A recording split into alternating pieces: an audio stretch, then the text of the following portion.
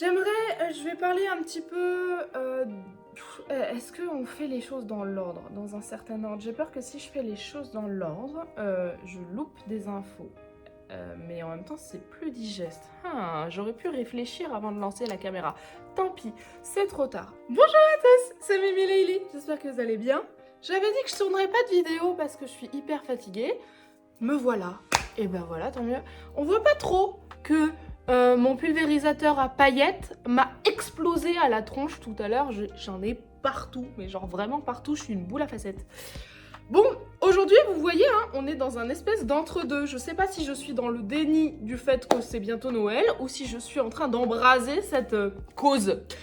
Parce que là, on est plutôt sur Halloween, là, on est plutôt sur Noël. Voilà, bon, on ne saura pas. Alors, comme vous indique mes cheveux très décolorés, ça fait donc très longtemps que je n'ai pas tourné de vidéo. Je trouve que ça fait joli, un peu blond comme ça, j'aime bien. Mais en vrai, je voudrais refaire ma couleur pour Noël. Bref. Ne parlons pas trop finalement parce que mon frère m'a dit que j'avais tendance à digresser. Vous avez l'habitude.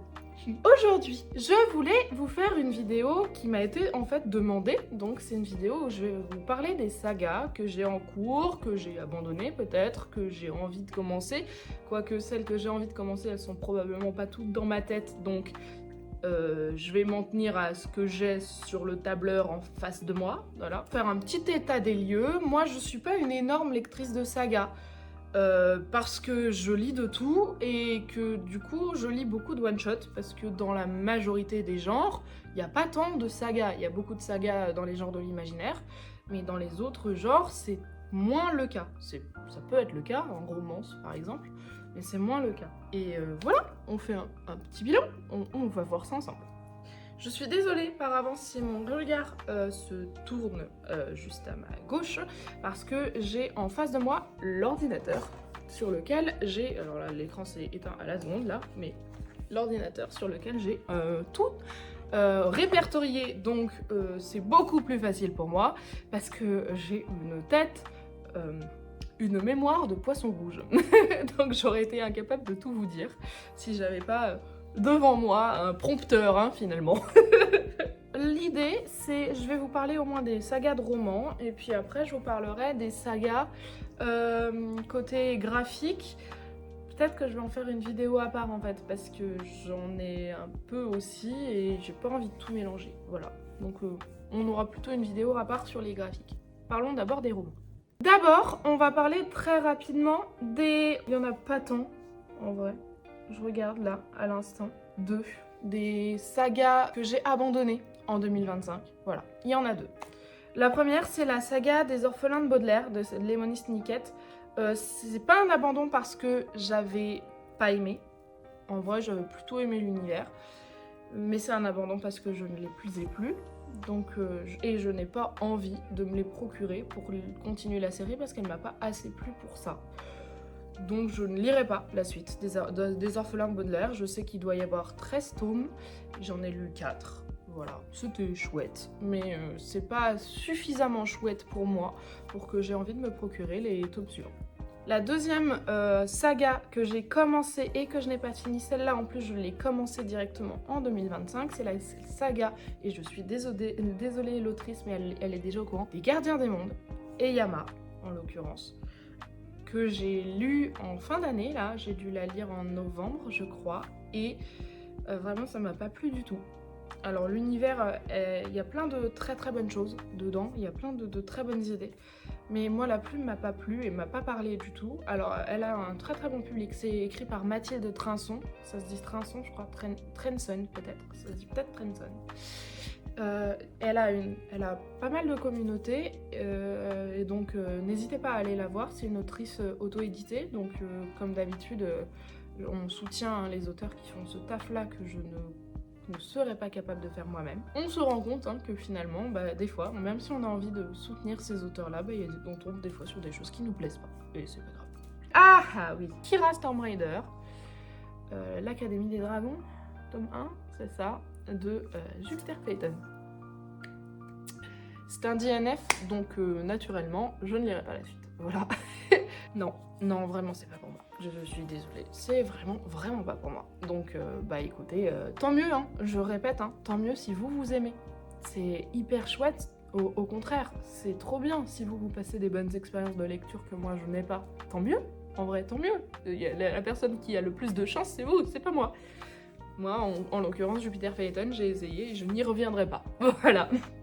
Voilà, donc ça c'est pour les abandons de sagas, en tout cas ceux que j'ai réussi à répertorier parce que tout n'est pas dans ma tête hein, spécialement. Il y a quelques sagas en pause. Les sagas en pause, elles datent de bien avant 2025, mais je vais quand même vous en parler. On a la saga, elle est marquée en pause parce que ça faisait genre 2 ans que j'y avais pas touché, c'était la saga de l'Assassin Royal. Pourquoi elle est en pause pour l'instant ? C'est juste parce que c'est des énormes briques et comme j'ai eu tout mon chamboulement en 2025, j'arrivais pas à me poser suffisamment longtemps pour lire de très longues sagas. Donc c'est pour ça que je l'ai mise en pause, mais j'ai très envie de la reprendre. D'ailleurs, j'ai failli la reprendre avec les Aventuriers de la Mer il y a moins d'une semaine. Il se trouve que vous avez voté pour que je reprenne cette saga-là et non pas celle que j'ai commencé à lire, mais mon choix n'a pas été dicté par votre avis, hein, finalement, comme c'était prévu au départ, mais par une discussion avec une copine, Marine, et qui m'a fait me dire, vas-y, on va lire Force Wing et on va voir ce qui se passe avec ce bébé. Il se trouve que je suis donc en train de tourner un vlog concernant Force Wing. C'est pas la lecture de l'année pour moi, mais on n'est pas sur une catastrophe. Mais bon, c'est pas sûr que vous voyez celle-là, elle continue quoi. Ensuite, dans la série saga qui est aussi en pause, on a, et bah oui, là vous les connaissez. J'en ai déjà plusieurs fois parlé, sauf pour les nouveaux qui seraient arrivés entre temps. Les sagas qui sont en pause chez moi, il y a A comme association de Eric Lhomme et Pierre Bottero.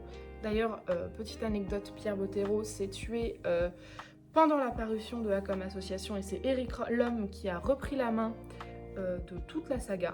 J'aimerais vraiment finir cette saga, c'est une saga que j'ai adorée quand j'étais ado et il me semble que quand j'étais ado, j'avais lu que 5 ou 6 tomes, je crois qu'elle en fait 8. Donc j'aimerais vraiment me replonger dedans, mais il faudrait que je la relise en entier et j'ai que le tome 8. Donc il faudrait que je me procure les autres. Ou alors que je trouve un moyen de les lire, peut-être en récupérant les e-books s'ils existent. Je ne sais pas s'ils existent. Donc s'ils existent, je pourrais m'acheter les e-books, n'est-ce pas? Ne piratons pas des e-books s'il vous plaît. Je ne vais pas faire un laïus là-dessus, mais s'il vous plaît. Dans la série de ce genre de saga-là, il y a aussi Tara Duncan, évidemment, j'en parle tout le temps. J'aimerais bien refaire une lecture de Tara Duncan parce qu'il doit y avoir un truc genre 12 tomes, mais je m'étais arrêtée au 8. Et là, par contre, c'est vraiment trop vieux dans ma tête. C'est vraiment des lectures d'ado. Je me souviens plus assez de l'univers pour me lancer dans le tome 9 sans être peau max. Donc j'aimerais bien relire toute la saga. Voilà, ça c'est pour ce qui est en pause. Sinon, j'ai pas vraiment de saga en pause non plus. Peut-être que ça peut être une idée que je vous parle des sagas que j'ai commencé bien avant 2025 et qui sont encore en cours de lecture. Allez, on fait ça. On fait ça. On a, on a la série de Under Green Gables de Lucy Maud Montgomery, que je lis la version qui est sortie aux éditions Toussaint Louverture. C'est les plus belles versions. J'en suis au livre 7. Je l'ai commencé en 2022, j'ai continué cette année. On est sur un rythme de lecture plus lent qu'avant, mais en l'occurrence, je continue de les lire. Donc écoutez, moi ça me plaît, ça me parle, et puis j'aime bien ce que je lis. Et je suis un peu triste parce que, en fait, théoriquement, la saga elle est censée être finie parce qu'elle se termine au 7 et après c'est des espèces de tomes qui sont rattachés à la saga mais qui font pas vraiment partie de la chronologie. Vous voyez ce que je veux dire? Il y a un recueil de nouvelles et il y a un tome sur l'un des enfants de Anne. Mais je les compte comme faisant partie de la même saga, donc pour moi, sujet à débat, la saga fait 9 livres. J'en suis au 7, voilà. Mais en fait j'ai fini la chronologie principale. Ah oui, alors ça c'est une saga... Ça fait hyper longtemps, je pourrais la mettre en pause, je vais la mettre en pause, je vais dire qu'elle est en pause. Voilà, vous voyez comme c'est hyper construit ce que je suis en train de faire. Je mets les trucs à jour pendant que je vous parle. Bon, c'est pas grave.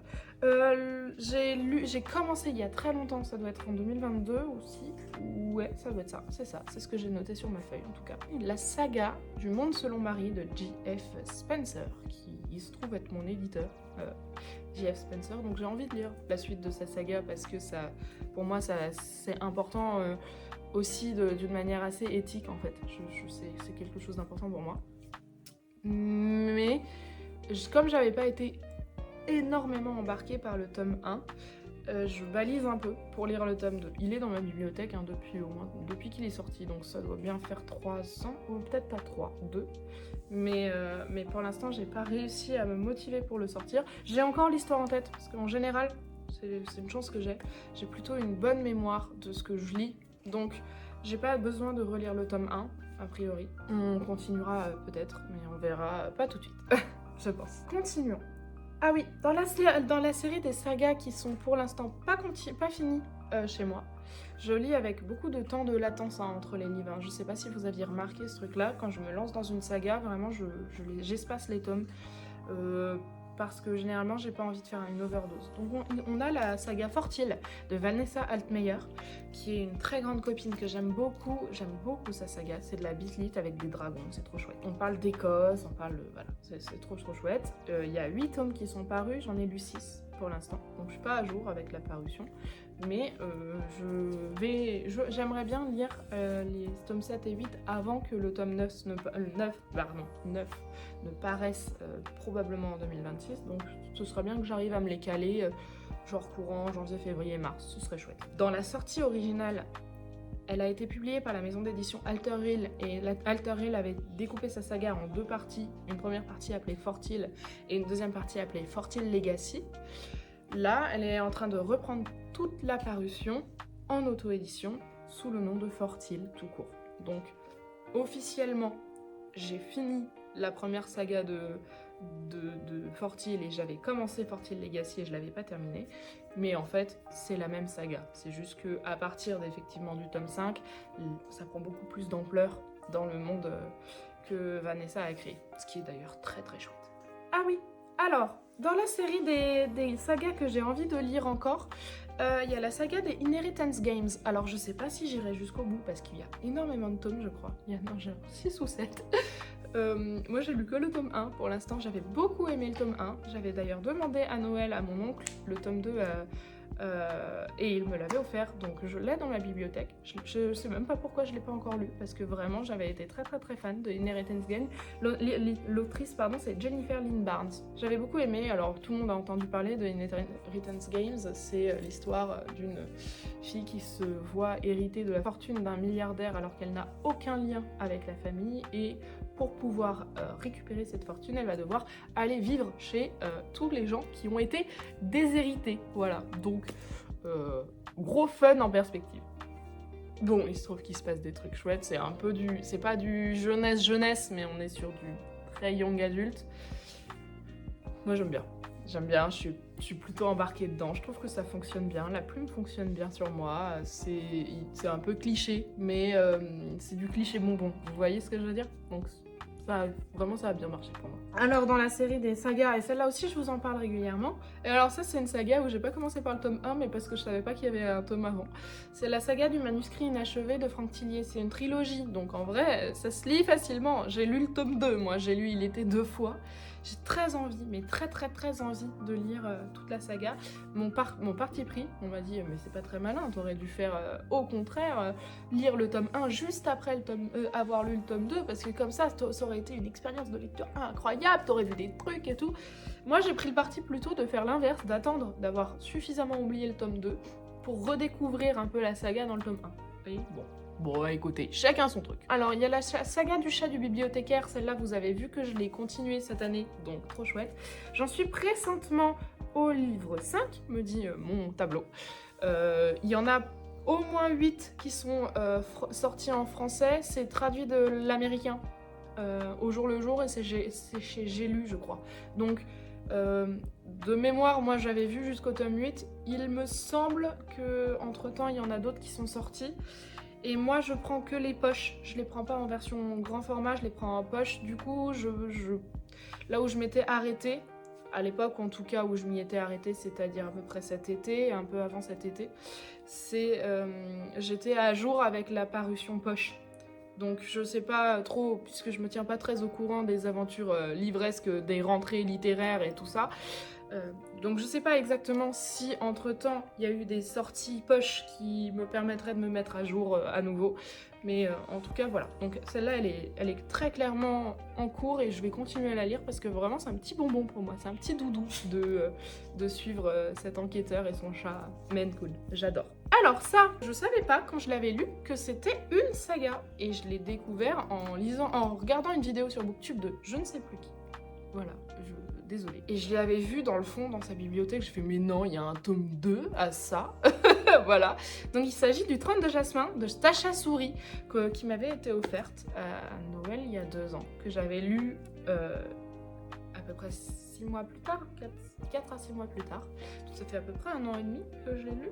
Ouais, c'est ça, à peu près 1 an et demi que je l'ai lu. Ça me paraît cohérent dans ma tête quand je refais la chronologie de ma life, finalement. J'avais énormément aimé. Ça avait été un peu dur de se mettre dedans, mais en fait c'est le genre de fantasy que j'aime énormément parce que ça te plonge dans un univers complètement inconnu et desquels il faut que tu découvres les codes sans faire d'infodumping à outrance. Ça a tendance à me rebuter. Et c'est vraiment un univers hyper bien construit, hyper quali, hyper complet. Et ça m'avait embarqué. J'avais adoré l'histoire. C'était une bricasse, hein, le tome de Jasmin. Je crois que de mémoire, il fait genre 700-800 pages. Moi qui lis relativement des petits livres, ça avait été vraiment une lecture... Et pourtant, je l'avais lu très vite parce que j'avais vraiment beaucoup aimé. J'ai vu qu'il y a au moins un tome 2 qui est sorti. J'ai vu que sa couverture était vert fluo sur le relié. Je voudrais le relier parce que j'ai le relié pour le tome 1. Donc pareil, j'aimerais faire une suite cohérente dans ma bibliothèque. Voilà, donc j'ai très envie. Je sais que je l'ai mis dans ma liste d'envie de Noël. Je sais pas si ma famille a choisi ce livre-là parmi l'immensité des bouquins que j'ai dit « Oh, ça c'est chouette, let's go !» Et je suis même pas sûre que ma famille va m'ouvrir encore et encore des livres. Mais bon, hein, j'imagine que oui quand même. Voilà, donc bon, le Trône de Jasmin. Pareil, dans la série, c'est trop bête que je l'ai pas avancé parce que ça avait été un méga coup de cœur, c'est The Royal Coven de Juno Dawson. Je me souvenais même pas du nom de l'auteur. Que j'avais commencé en tout début d'année 2025, je crois en janvier ou en février. Et ça doit pouvoir être retrouvable sur ma chaîne si vraiment ça vous intéresse. Que j'avais adoré, genre coup de cœur. Coven de sorcières, un truc trop chouette. Ça part dans plein de considérations hyper morally grey que j'avais adoré. Et j'avais essayé de trouver la suite en librairie, mais tout était en rupture partout, parce que je pense que j'étais pas la seule. Du coup, je ne l'ai pas trouvé à ce moment-là, et le temps a passé, et j'y ai pas repensé entre-temps. Mais vraiment, ça, je veux lire la suite. Et j'ai encore plutôt pas mal de souvenirs dedans, donc j'aimerais bien m'y mettre. Ah d'ailleurs, ça me fait penser au fait que je ne l'ai pas mis je vais rajouter sur mon document. Vous voyez, je ne suis pas infaillible, ça se saurait. Il y a Ce cœur empoisonné, voilà. Ce cœur empoisonné de Kaylin Byron, dont j'ai la suite et que j'ai pas lu. Je crois qu'en plus c'est une duologie, j'ai aucune excuse. Et en plus j'avais beaucoup aimé le tome 1, pareil. Alors pas coup de cœur à ce point-là, mais j'avais bien aimé le tome 1. J'avais très envie de lire la suite parce que vraiment j'avais cette sensation de ah en finissant le tome 1. Et je l'ai dans la bibliothèque et je ne l'ai pas sorti. Oh, ça peut être une idée. Attendez 2 secondes, mon chat fait ses griffes sur le canapé. Non. J'ai commencé Phobos, du coup, que vous avez vu récemment aussi sur ma chaîne. Ça doit être en septembre, c'est moins récent, mais voilà. Phobos, j'ai bien aimé Victor Dixon. Un peu trop gros sabot pour moi, mais quand même j'ai été embarquée dans l'histoire, j'ai envie de savoir ce qu'ils deviennent. Donc pareil, là je voudrais la suite en poche parce que j'ai le tome 1 en poche, donc j'aimerais avoir les autres en poche. Il faudrait que je m'attelle à aller chercher dans une librairie. Pour l'instant, je ne l'ai pas encore fait. Je n'ai pour l'instant lu que le tome 1, mais j'aimerais bien lire la suite. Le dernier conte d'Alexiane Thiel, que j'ai énormément aimé. On n'est pas sur un coup de cœur, mais on est vraiment sur une très très très bonne lecture. J'ai beaucoup aimé le tome 1 qui s'appelle Pomme d'or. Je sais qu'il y a 4 tomes. Ça, c'est pareil, ça peut être très facile à lire pour moi. 4 tomes, ça va, c'est pas trop long. J'ai un peu peur avec les trucs trop longs. Alexiane Thiel, le dernier conte, j'ai très envie de lire la suite. Pareil, je ne l'ai pas pour l'instant, mais j'aimerais bien la voir. Donc c'est une suite en brochet que je ziote. Et enfin, mais ça c'est une saga que j'ai terminée. C'est d'ailleurs la seule, hein, je crois. Hein. Oui, c'est la seule de cette sélection. Et la seule tout court, je pense. Peut-être pas la seule tout court, remarque. J'ai peut-être déjà fini des sagas avant de commencer ma chaîne Booktube, c'est fort possible. Et il s'agit des Hurlements d'automne de Laura Mottingrave, ma super copine, que j'aime très fort, qui est géniale. De toute façon, je vous en parle tout le temps des Hurlements d'automne, alors je sais pas si vous y êtes déjà allé, mais allez-y. J'ai fait le tour de toutes les sagas côté roman. Je vous referai une autre vidéo pour les sagas côté graphique et puis on verra si ça vous parle. Voilà. Je vous souhaite à tous et à toutes d'excellentes lectures. Je vous fais des bisous et que le monde vous tende la main. C'est pas du tout ça que je dis d'habitude, mais j'ai complètement oublié parce que ça fait 1 mois et demi que j'ai pas tourné.